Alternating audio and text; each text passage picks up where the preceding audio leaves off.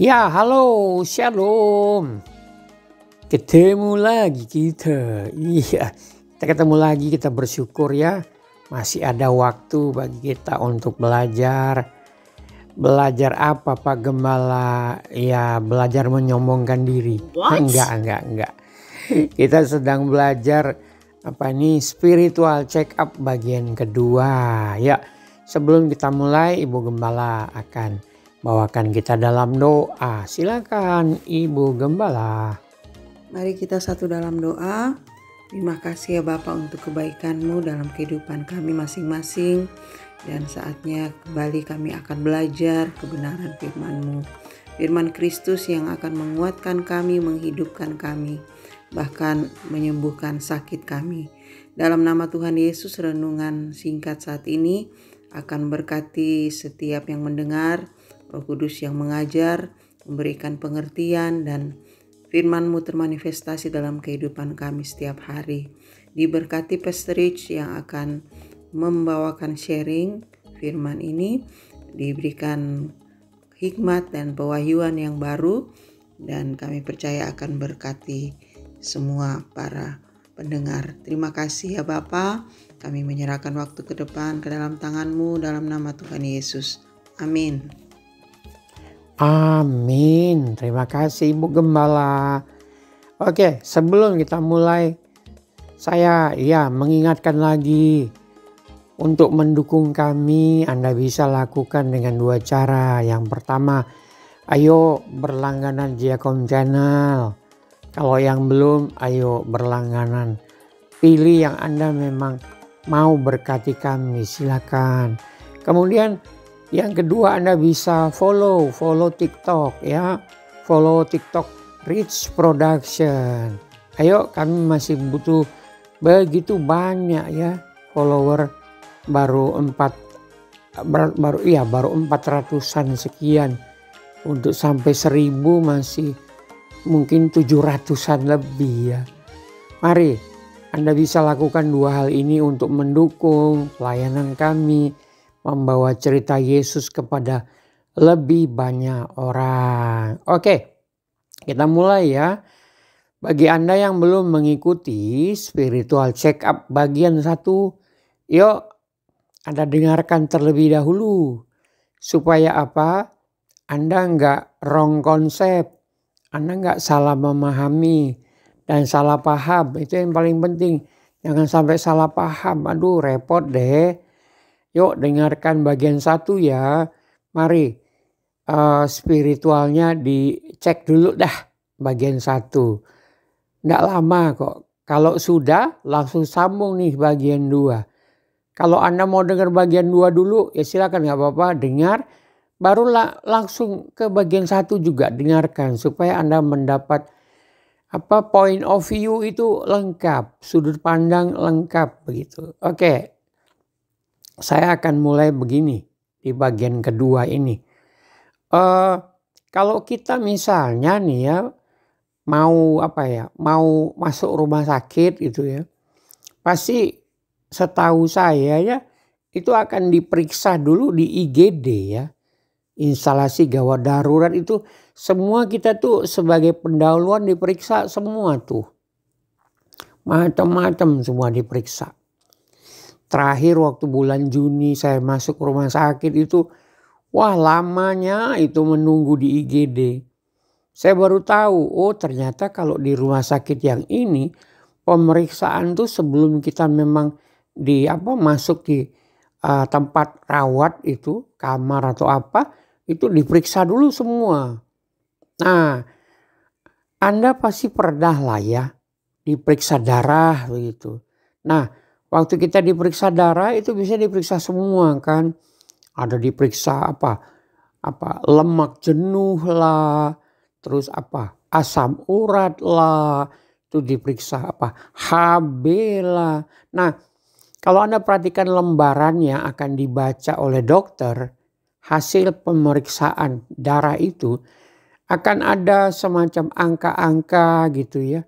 Dan itu menunjukkan biasanya ada patokannya. Patokannya itu kalau untuk memeriksa ini dia harus paling rendah sekian, paling tinggi sekian.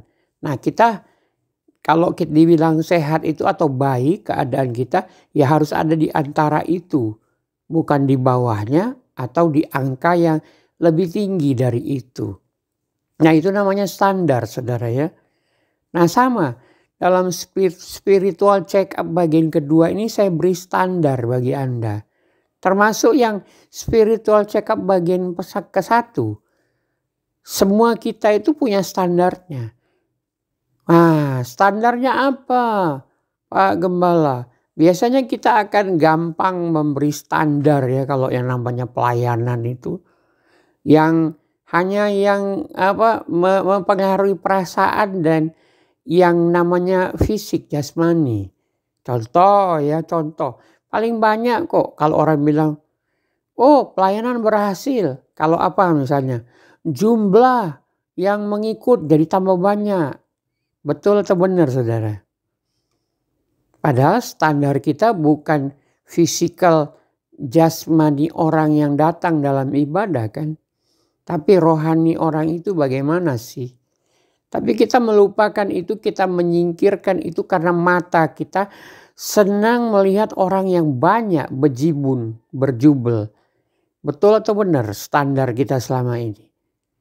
Nah, terus kalau dibilang pelayanan berhasil itu, oh jumlah gerejanya bertambah, oh cabangnya jadi seluruh kabupaten Indonesia ada gerejanya. Waduh, kita bilang, wih pelayanannya keren, bertumbuh. Sekali lagi, mata, telinga itu senang kan melihat dan mendengar itu. Apakah itu? Bukan. Atau ada lagi yang bilang begini, oh pelayanannya berkembang, dia diundang sana sini gitu. Ada di sana minggu ini, ada di sono minggu ini, ada di kampung sana, ada di kampung sini, ada di dasar laut kayak SpongeBob gitu. Oh itu pelayanannya berhasil. Sekali lagi, apa itu? Iya, mata, telinga, seneng kan? Apakah seperti itu? Enggak, bukan itu standarnya. Saya berikan standar yang selama ini sudah ada dalam Alkitab, tapi kita nggak mengerti bahwa inilah standarnya. Apa itu? Yohanes 3 ayat 30. Ya, saya minta deh Ibu Gembala bacakan. Kami sudah menggalinya, kami pilihkan satu terjemahan dalam bahasa Indonesia, versi bahasa Indonesia masa kini, dan kami tambahkan dengan bahasa aslinya. Kami lihat dari Interlinear Bible, kami gali.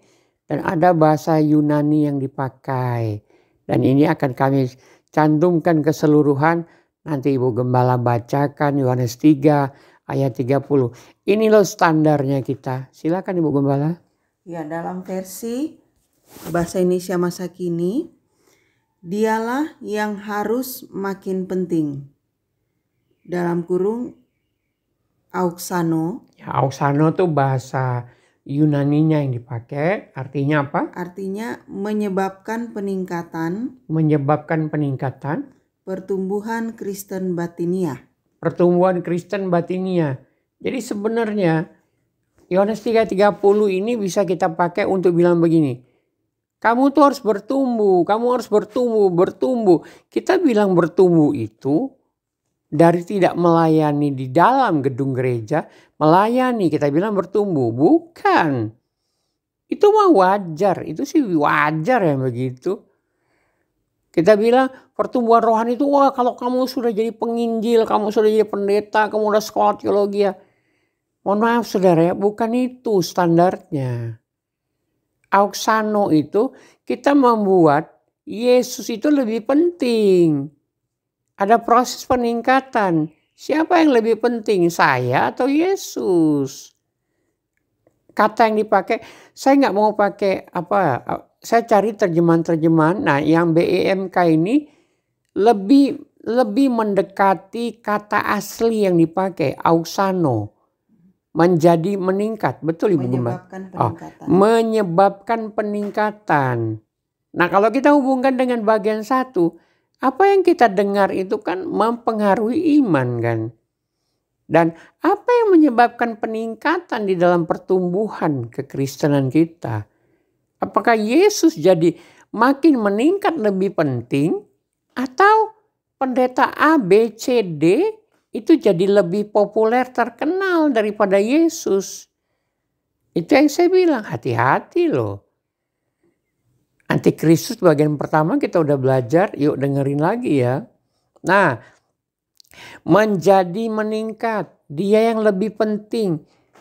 Peningkatan dalam kehidupan kita, apakah dalam keseharian dan cara kita hidup, Yesus itu makin lebih penting, atau diri kita, atau pendeta A yang Anda suka, atau pendeta gendut yang Anda suka, atau pendeta kurus jangkung yang Anda suka, atau yang rambut gondrong, atau apalah itu. Kita tidak boleh mengalihkan perhatian kita dari Yesus. Yang di bagian 1 Anda dengarkan.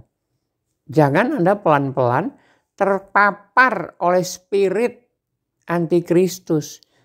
Kalau kita yang mendengarkan khotbah, mendengarkan pengajaran, apakah spirit kita terpengaruh dengan spirit antikristus yang mau menggantikan Yesus? Itu yang harus kita perhatikan kali ini di bagian ini. Nah, berikutnya setelah makin meningkat, makin penting itu apa lagi? Dan saya makin kurang penting. Dan kita ini makin kurang penting. Pengkhotbah itu harus membawakan message-nya. Dia bukan makin penting. Dia makin kurang penting. Siapa dia itu? Kalau kita kan tidak. Sering saya baca komen-komen setelah pengajaran atau khotbah atau apa di YouTube itu. Ada komen-komen, wow, kalau Bapak, hebat. Saya cuma mau dengar penjelasan dari Bapak saja. Loh, dia Yesus atau bukan? Itu yang saya bilang. Anda mungkin berpikir, nggak pengaruh, saya cuma dengarkan topik yang saya mau dengar. Kan saya bilang, yang Anda dengar berulang-ulang itu yang menjadikan sistem percayamu, dan tanpa engkau sadar perkataan dan perbuatanmu itu akan menyerap apa-apa yang menjadi favoritisme Anda dengar. Itu saja. Saya makin menjadi kurang penting, betul Ibu Gembala? Iya betul. Dipakai kata Yunaninya apa tadi? Elato. Artinya apa? Mengurangi dalam peringkat. Atau pengaruh. Kalau kita lihat di YouTube dan segala macam, lihat. Pengkhotbah, pengajarnya makin meningkat dan populer. Yesusnya nggak populer sama sekali. Hati-hati mendengar yang seperti itu Bapak Ibu. Di dalam dirimu ada batin, ada jiwa, ada perasaan. Anda bisa merasakannya. Kenapa begitu Pastor? Karena di dalam setiap kita ada Roh Allah. Tugas saya mengingatkan ini. Saya nggak bilang saya populer. Nggak ada, saya nggak punya pengkhotbah populer, saudara. Kenapa? Saya punya prinsip, saya juga diberikan Roh Kudus yang sama dengan Christian Prince lah. Siapa? Apologet yang Anda suka. Saya punya Roh Allah, dia juga punya. Pertanyaannya, dia sadar Kak? Sadarkah dia makin populer, Yesus makin ditinggalkan oleh orang-orang? Dia merasa dia yang lebih, coba baca aleto itu. Aleto artinya mengurangi dalam peringkat atau pengaruh. Nah, dia yang pengaruhnya makin besar kan. Dia senang dengar orang tulis komen atau ngomong di hadapannya, wih Bapak luar biasa, bla bla bla bla bla. Memang titel Bapak Profesor Doktor Kaburator bocor. Tujuannya itu titel untuk menaikkan martabat kan, untuk tingkat kepopuleran kan. Apakah itu yang Yesus mau? Tidak. Ini batasannya, ini standarnya. Biarlah dia yang makin penting, aku nih makin tidak penting.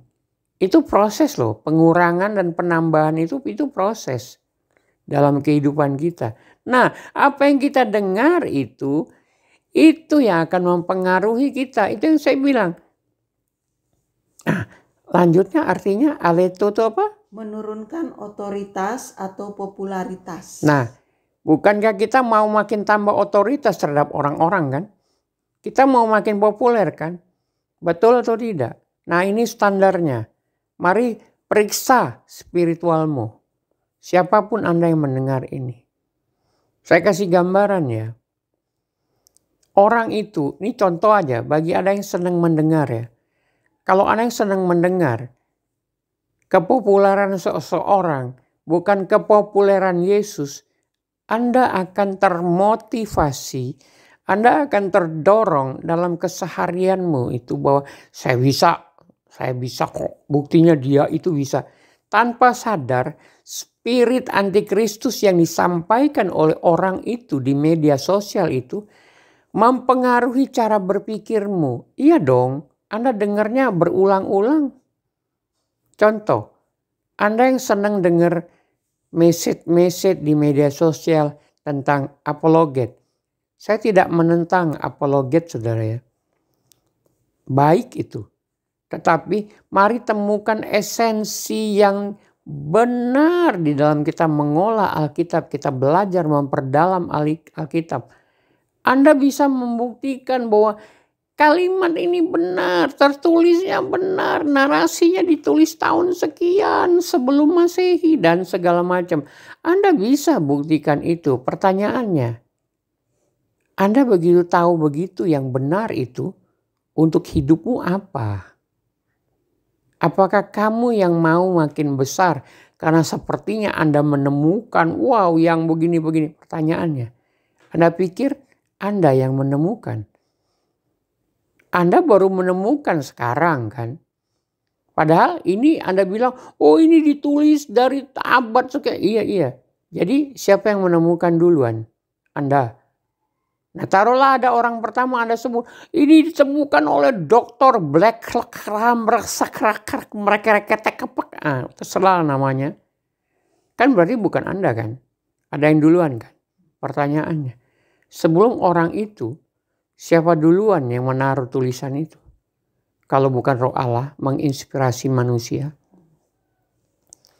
Anda ketemu nggak esensi itu? Dan akhirnya waktu Anda menyampaikan pembelaanmu terhadap agamamu, apa yang terjadi?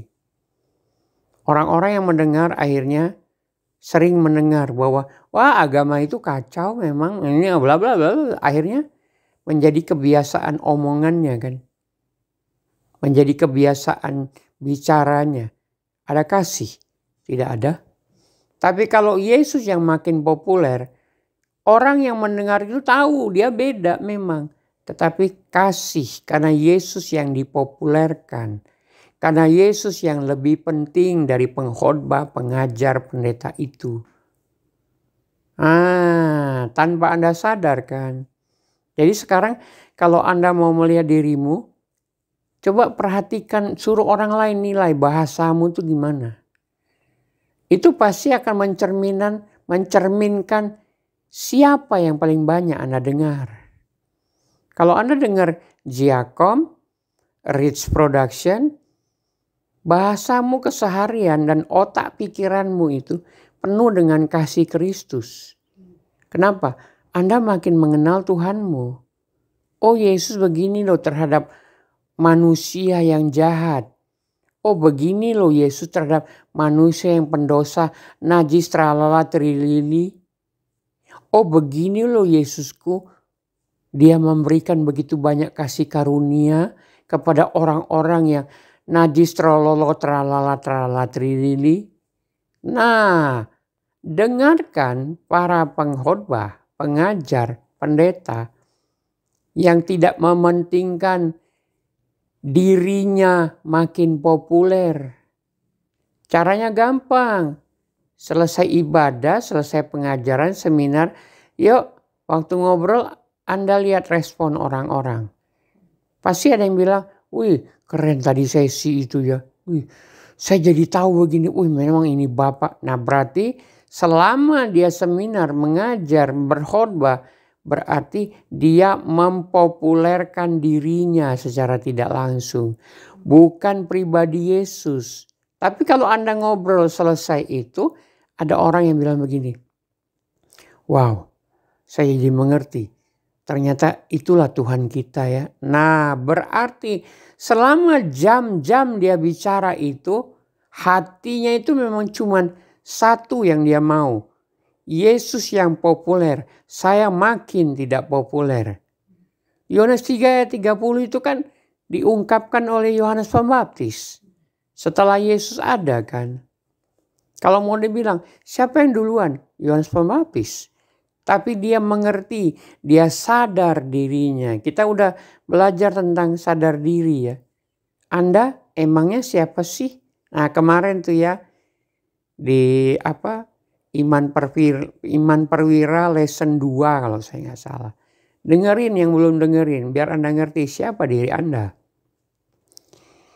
Tapi kalau Anda terus memupuk bahwa Anda yang makin populer, Anda cuma kata-kata mulut bilang, biarlah dia makin besar, aku makin kecil, aku melayani karena dia. Puih, kalau saya bisa meludah. Mohon maaf saudara. Itu hanya lip service untuk merendahkan diri di atas puncak gunung. Anda sudah ada di gunung itu tinggi, nggak usah pura-pura merendahkan diri. Anda tidak begitu suka kalau selesai Anda khotbah, orang tidak memuji Anda kan. Orang tidak mengagungkan pengetahuanmu kan.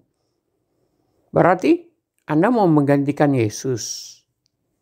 Anda mau membiarkan Yesus tidak populer. Tapi Anda yang populer. Anda juga yang sering mendengar nilai dirimu.